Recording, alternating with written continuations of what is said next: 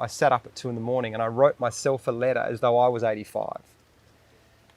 And it made me think about, was I brave enough to tell the stories I wanted to? Did I actually keep hiding behind my own insecurities and my thoughts?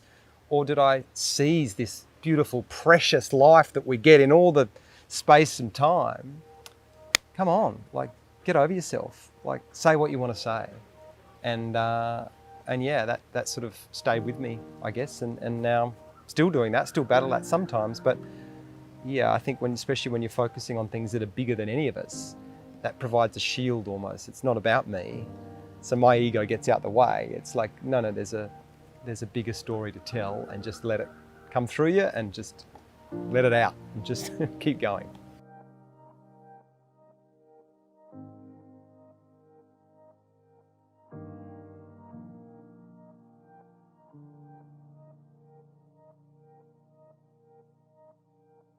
Hi, my name is Edga Caro. I'm founder of LightNet, and my passion and purpose is making the impossible possible. I am here today with a filmmaker from Australia named Damon Gameau. His books, films, and projects have really changed the way we see the world and our bodies and our lives.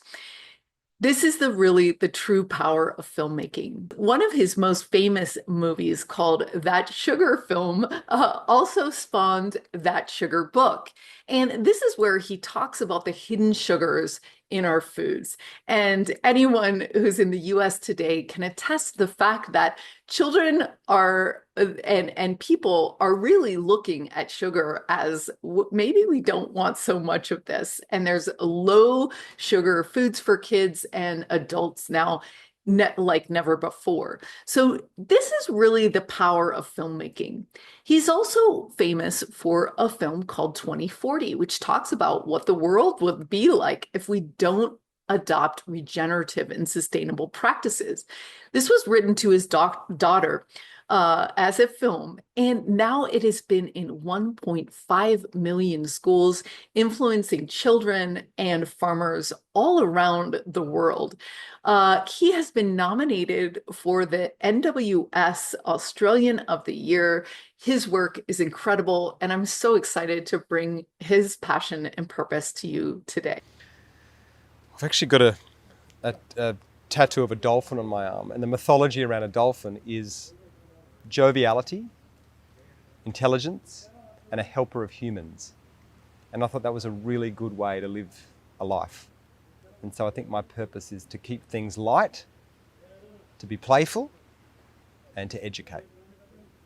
And I love it. I, for a long time, thought I wanted to be an actor and had just done acting things. And then always felt like every now and again you'd get a job that was really satisfying, but they were really rare. And got to a point where I thought, why am I telling other people's stories? Like I have things to say, why aren't I saying them? And because I saw how powerful films could be in creating change or altering a mood in a cinema or whatever it might be. And so I did decide to make a film, and then I just saw the benefits of that film and how it started to change people's lives, and that just forever changed me, because I saw it as an incredible agent for change and a tool to make a profound impact in the world. And just never ever look back from that, and know that that's what I'm going to do for the rest of my life now, because I've just found the thing that I like doing and I'm good at, and that's, I feel very, very grateful for that. Yeah, so probably give it context. Yeah, in terms of like an obstacle to overcome, I think, to find a purpose, it was like probably getting out of my own way. I had really, really self-destructive thoughts for most of my childhood and adolescence, and paralyzing in terms of, who am I to do this, or I can't do that. I'm just, real imposter stuff. And I just sort of had to get that cracked open through a project. I did a film, and I was so literally shaking the night that it came out, because I just had never put myself out there like that. But thankfully it was received really, really well, and I just had this like moment of going, I know people do like watching what you make, like get out the way.